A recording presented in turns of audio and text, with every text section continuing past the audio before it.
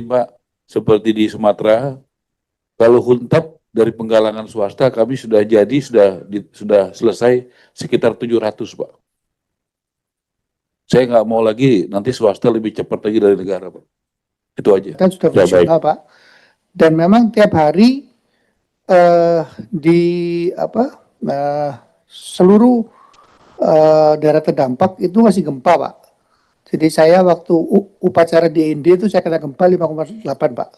Pada saya lagi berdiri di podium. Jadi memang 5,8, 5,6 itu sudah penanganan sehari-hari. Tapi saya nggak tahu mungkin hari ini. Siapa penanganan dampak bencana di Nusa Tenggara Timur yang akibat gempa sampai hari ini?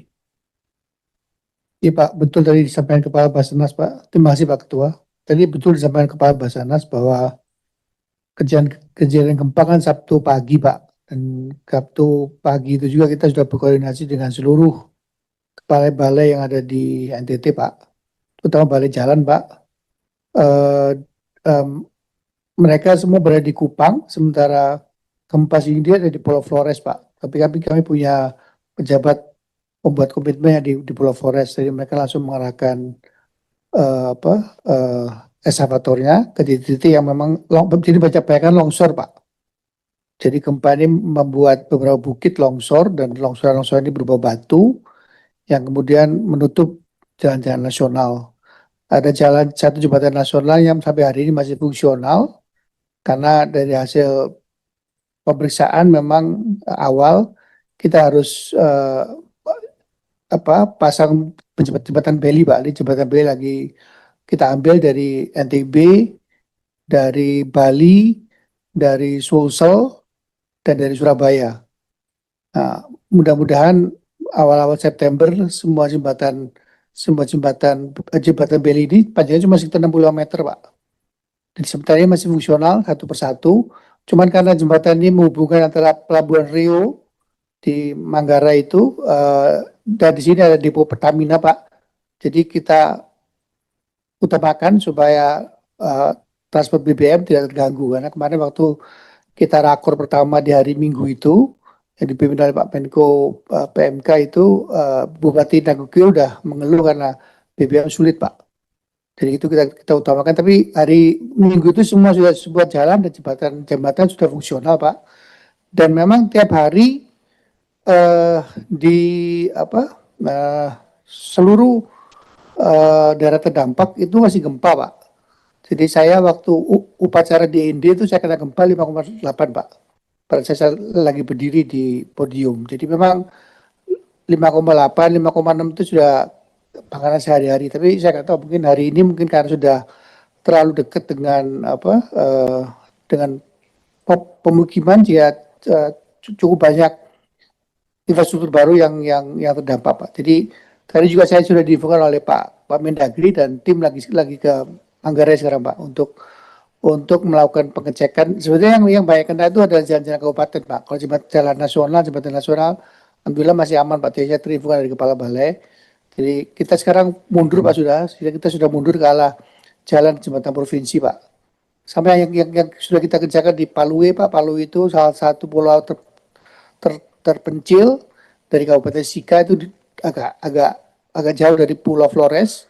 Tapi kemarin sempat tertutup sama sekali jalannya, Pak. Jalan itu ada jalan kabupaten dan tinggal pengiriman bantuan amat terganggu. Jadi sempat pulau ini terisolasi selama beberapa hari, Pak. Tim kemarin sudah masuk, Pak, bawa beberapa alat berat dan sudah mulai kerja, dan mulai kemarin sore beberapa ruas sudah mulai terbuka di Palui. Tapi saya belum tahu nih kalau dengan kondisi gempa tadi yang 5,8 skala Richter apakah berpengaruh di Palui atau tidak, Pak. Jadi ini yang tiap hari kita kerjakan, Pak, di samping yang lain-lainnya dari Cipta Karya tetap kita kirimkan sebanyak-banyaknya HU dan mobil tangki air, Pak, karena kesulitan mereka yang utama adalah kebutuhan air bersih, Pak. Di samping tentunya saya melihat dengan mata kepala sendiri sanitasi akan menjadi masalah, tapi hari ini sanitasi belum dikeluhkan, Pak. Jadi hari ini yang dikeluhkan sangat adalah kebutuhan air bersih, Pak. Jadi makanya kemudian kita banyak kirimkan hidran-hidran kita dan mobil tangki air mesti keliling karena cari airnya juga agak-agak nggak mudah Pak, karena NTT kan Tuan Flores termasuk daerah yang kering Pak, jarang ada cekungan gitu. Itu Pak yang sudah kita lakukan sekarang, dan untuk beberapa rumah sakit sesuai koordinasi dengan Pak Menkes kita sudah lakukan assessment. Rumah sakit besar seperti di Komodo itu hasil assessment kita masih bagus, tapi beberapa rumah sakit memang harus di renov antara ringan, sedang, dan berat Pak. Ini proses assessment sedang berlangsung Pak. Begitu Pak, sebentar Pak laporannya Pak. Nanti kita ambil secara berkala. Sebentar Pak Menteri. Sementara Bapak masih menggunakan dana yang existing yang ada. Iya, betul Pak. Masih. Untuk dana, betul Pak. Kami sementara menggunakan dana existing karena menurut Kementerian Keuangan bahwa tanggap darurat itu harusnya dibiayai oleh BNPB, harusnya Pak. Tapi kita tanya ke BNPB, dia juga agak kesulitan dengan dana. Jadi sementara waktu daripada membuat masalah baru yang lebih besar di NTT, jadi saya pakai dana yang ada aja Pak. Mungkin untuk tanggap darurat sementara waktu kita alokasikan hampir sekitar 100 miliar pertama Pak. Baik, Pak Menteri silahkan saja ya, kami atas nama pimpinan dan seluruh anggota Pak, saya yakin di ruangan ini semua setuju. Ya.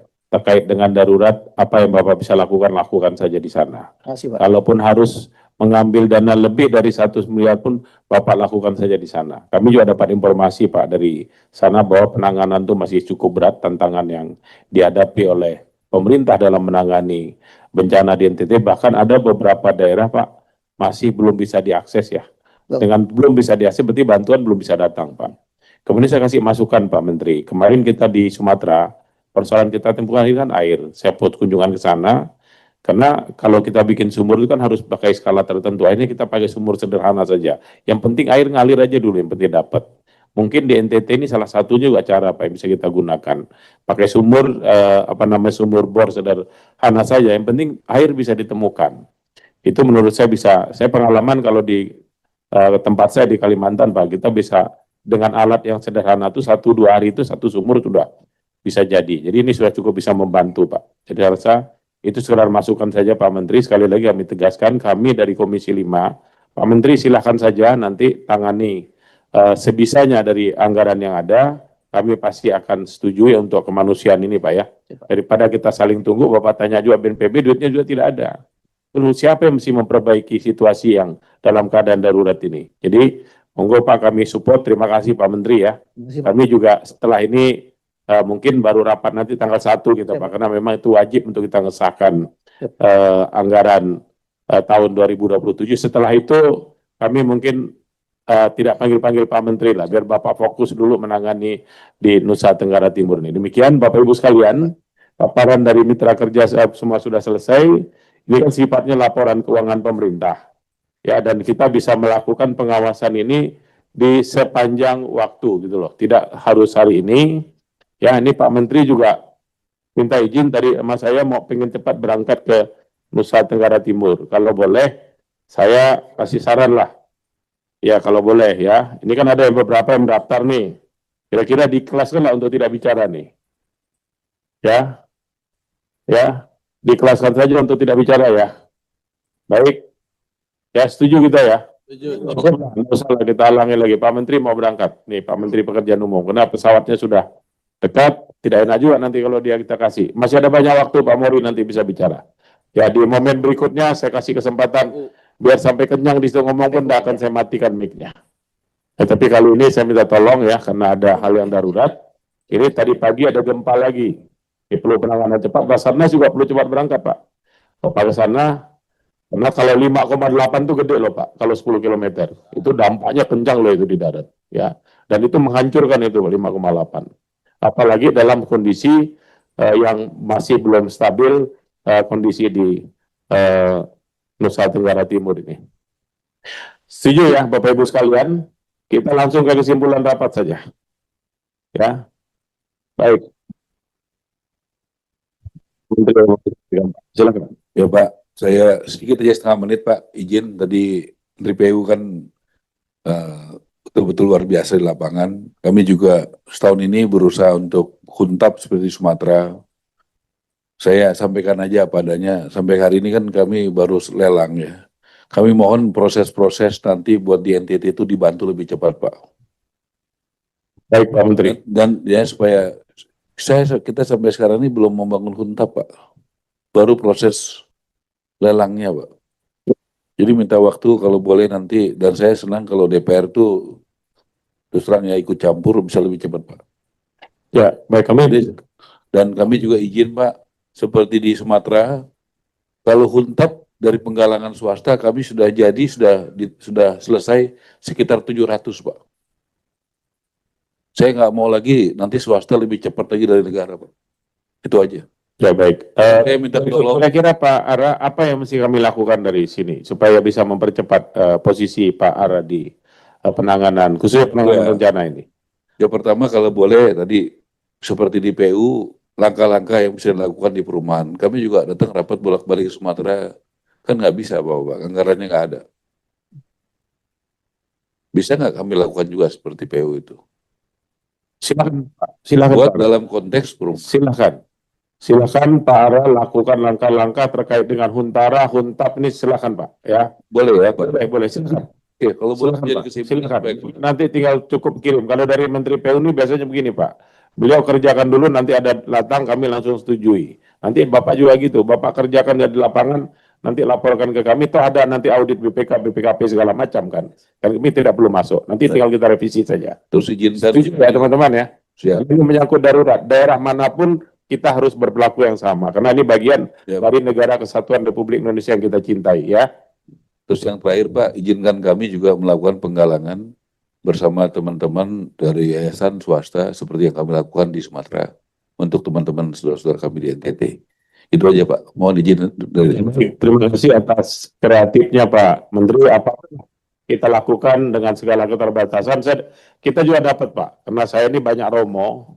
Jadi pastor-pastor di tempat saya itu banyak asli NTT Pak. Jadi informasi itu dari tempat saya itu bisa cepat tahu ya. Di Kalimantan Barat itu romo dari NTT itu mungkin 80% Pak. Romo-romo itu yang memberi informasi ke kita bahwa penanganan di sana di beberapa titik memang masih cukup mengalami kendala, bahasa saya seperti itulah ya. Ada keterlambatan akses dan seterusnya.